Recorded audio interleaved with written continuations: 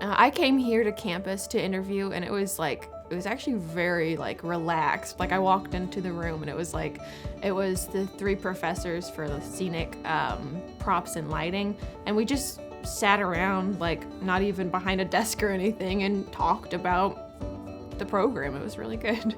So as a freshman, I've already been on 3 show assignments, and they are all, I've thought about it, so different and diverse. The summer internships that we do is probably almost the most valuable because you're actually getting to put things into practice in the professional field before you graduate, and a lot of places don't make their kids do that.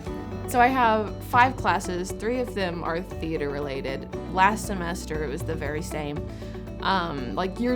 You're diving right into the theater classes. The theater classes have been really fun. You find out there's a lot more to theater than you think there is. You're not just sketching out maybe this could be a place where they act in front of. It's a whole ordeal, and learning the other disciplines really helped. One of the cool things about OCU is just the fact that they push you. The people that are graduating know exactly what they're doing. They know that they can handle anything because they handled their time here at OCU. So just if you hang in there, you know that you're gonna be fine.